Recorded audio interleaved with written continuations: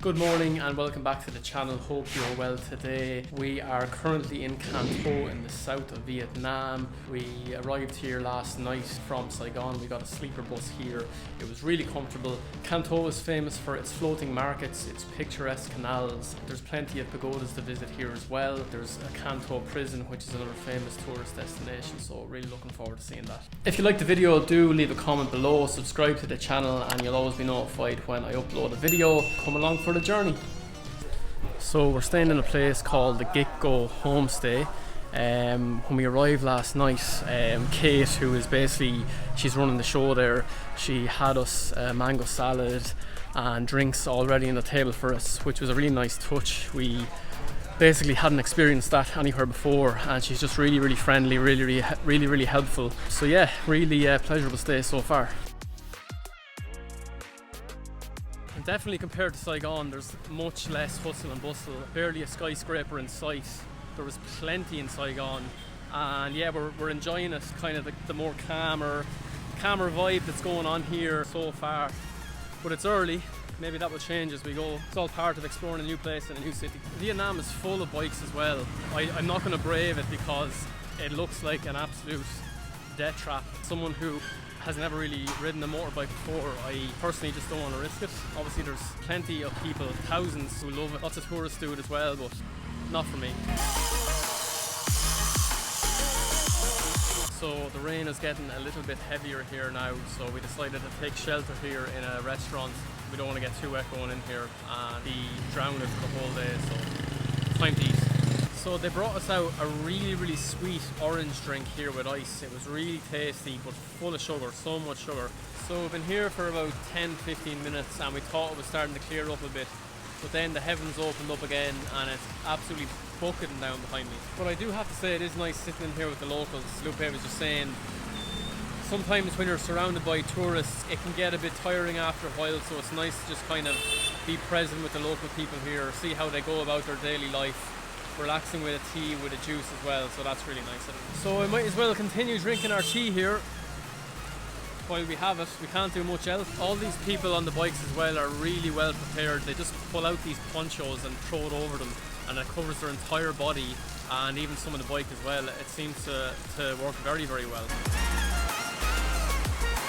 So finally we made it out of the rain, only to go back in now inside to get a bit of lunch because otherwise we're going to be starving. So we'll take that off and then we'll go exploring maybe the museum or one of the pagodas. This is going from bad to worse. We're finding it really difficult to get lunch, and the sky is just full of thunder and lightning now. It's not going so well today, but I'm going to keep the faith again for a little bit longer, and hopefully, yeah, we'll get back on track. Xin chào. Hello, thank you. Hello. That looks like some very nice chicken rice. Look, have a look at that. Very tasty. Authentic Vietnamese food, yes? Very nice, very good. Bit of spice as well. Left it anyway? No. You must have liked it, look at that. Completely empty. So that was very tasty there. Chicken, rice, veg and a vegetable soup, and a little bit of chilies on the side, which gave it an extra kick. So yeah, love this food. Thank you. Thank you. Thank you. I'm from Australia, coming here holiday too. Yes? Yeah. Oh, you're Thailand? Yeah. Ah. How about you? Where? Ireland? Ireland. Yes. Yeah. And Spain. Yeah. Ah, good. Yeah. Okay. Okay, thank you. See you. Bye. See you. Come on. So they were really nice, very friendly people, and nice to have a chat with the lad there who probably had the best English out with a lot of them. To be honest, the others didn't really have any English. That's fine, no problem. Completely expected, and tasty food.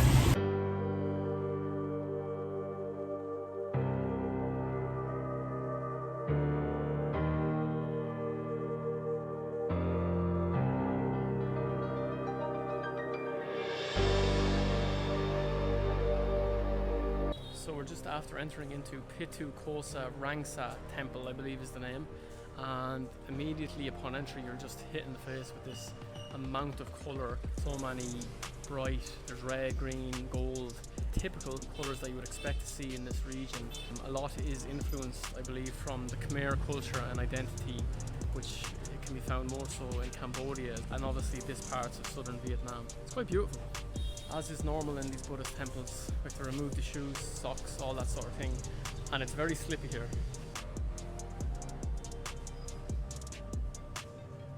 Also, no shorts allowed here, so I had to put on sort of a, I wouldn't say a skirt, but it's definitely like a big scarf that goes around my lower body.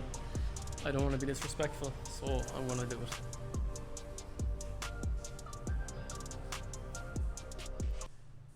This is immaculate. There's not like a bit of dirt on the floor or anything like that. It's maintained very well here and very clean, and rightly so. Obviously this is basically a place of worship, a temple where people will come, and it's so cool. There's so much going on, so much colour.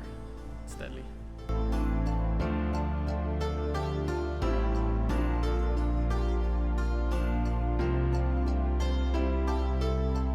So this pagoda was built back in 1948, which really isn't that long ago, and I have to say it's one of the nicest ones I've seen. Even in Thailand, compared to Thailand, there's a lot more colour.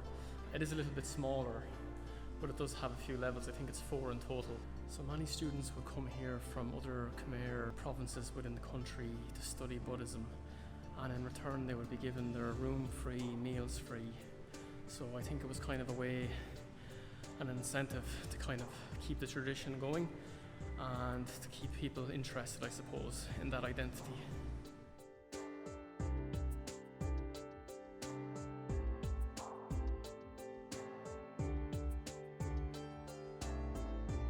Little miniature balcony here as well. You can see over to the river, and then just kind of a 180 of the city here. Not bad view.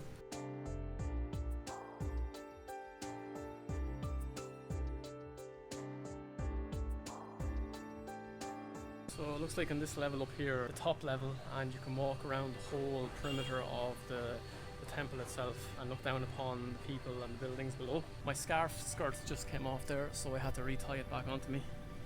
Don't think it suits me. I haven't seen one other person since we came here. Actually, that's a lie. We saw one person just walking out as we were coming in, and we have it all to ourselves here.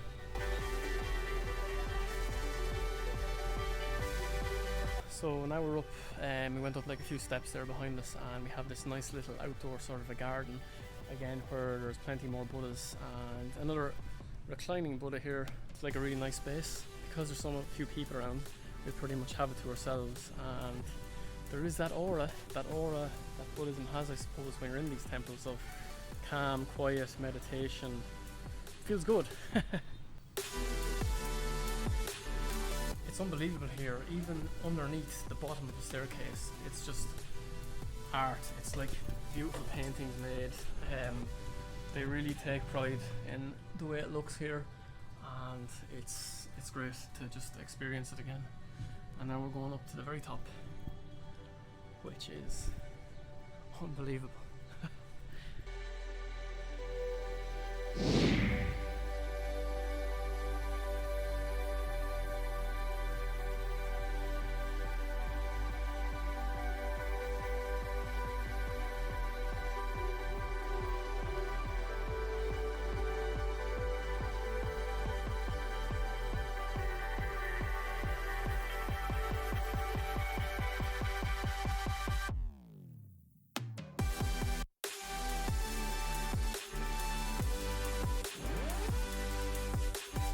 So we're after finding right at the tip top of this temple is like a tiny little library full of books, where I can only assume the Buddhas would come and study, reflect, learn more, and it's so calm in here. All I can hear is the ticking of the clock behind me, and I'm just after realising, if you come here and look closely, you'll see that there is a little tiny emerald Buddha, which we've obviously seen before in the Grand Palace in Bangkok. I don't know if it's made from the jasper like it is in the Grand Palace, but it's still incredibly beautiful to look at. So that was really cool. Definitely well worth to come if you're in Can Tho. Kind of looks a bit out of place, this temple, because there's so many narrow streets beside it, and the buildings outside it are very much built up. It's almost like someone just kind of dropped the temple into the street here. But obviously it's the other way around, where it would have been built up over time. But really beautiful, really recommend it. So next up is Munirensay Temple. It's not that far, only really a few minutes walk from where we were just now, and it's meant to be famous for its architecture and also that it's like a resemblance of Angkor Wat in Cambodia. Yeah, let's see what this one is like. We're literally just after walking through a construction site in the middle of the road. Well, when I say construction site, they were working on the roads, digging it up, and there was little to no health and safety whatsoever.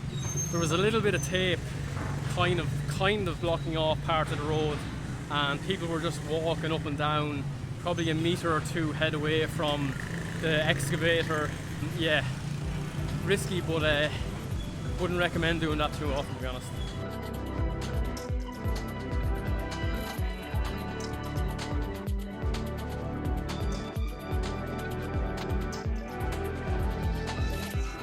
So in 1948 this temple was built primarily using bamboo and thatch for the original structure, but obviously over time it was built up and made much larger.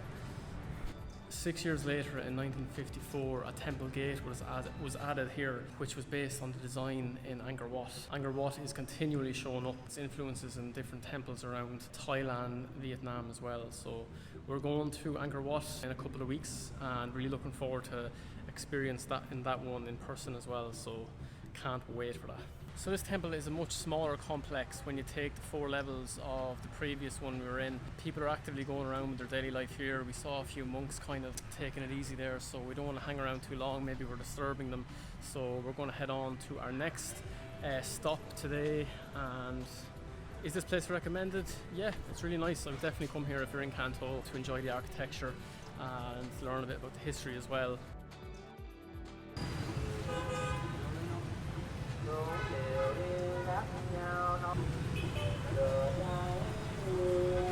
So one lad just came over to us and told us to go up, so we can go up now to the Buddha Hall.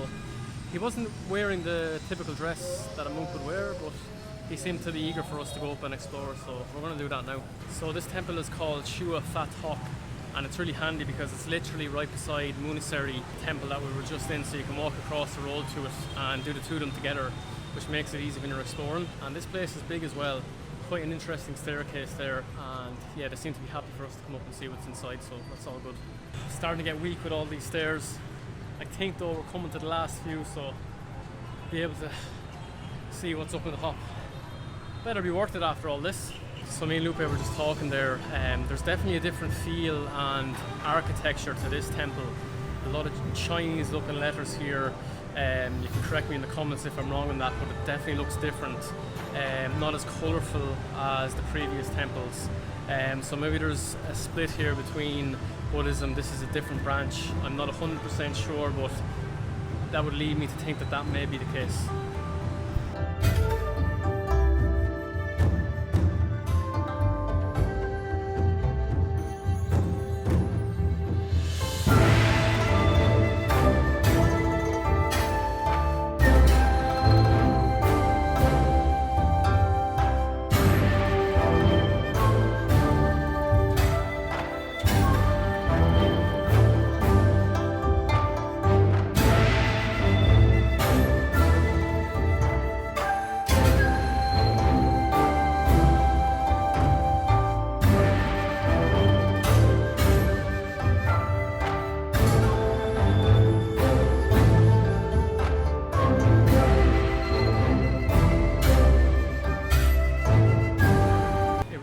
There we saw like a couple on each level that we went up. They went into the row of Buddhas and did a prayer together, closed their eyes and maybe meditated. I'm not sure how exactly you would describe it, but it was nice to just stand there beside them and experience that. So I would recommend this temple as well, definitely. It is cool to see kind of a different style, enjoyable to be here and yeah, see the people, see the monks going about their business. Yeah, it's kind of like I said before, it's why we came to these countries that we've never been, to experience how they go about their lives, and I think that really is the essence of travel.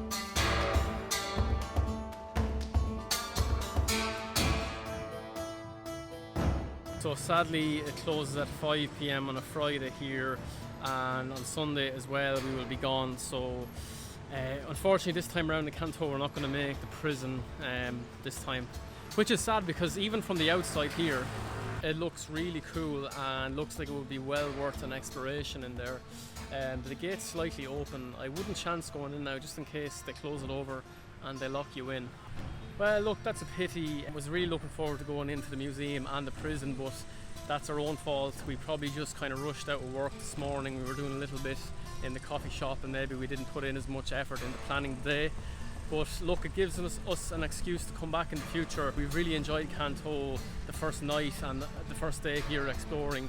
There's plenty of temples, plenty of museums and other things to see and do here, and tomorrow we're going to be visiting the Mekong Delta by boat, so really looking forward to that. So we were just speaking to two women there along the river and they were very pushy to get us onto their boat tomorrow morning.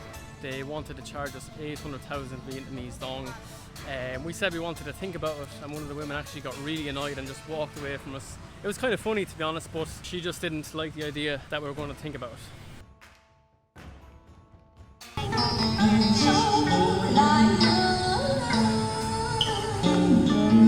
So that was really cool. We just stumbled across this kind of live concert with some Vietnamese music, and there was a girl and a couple of lads singing, and there was 3 lads playing this amazing authentic music beside it. It was really fabulous to just come across and witness something like that. We're coming to the end of the day here now, feeling pretty tired here, and that was our first kind of real day exploring Can Tho, which was great. We've only been here for pretty much a day, but we have tomorrow and the day after, so let's see what that brings. So once again, if you did like the video, hit that notification bell, give us a comment and let us know what you thought. If you've been here before as well, is there anything we've missed or anything we should go and see? Thanks for watching, and we're going to be sharing lots more videos in the near future. Cheers!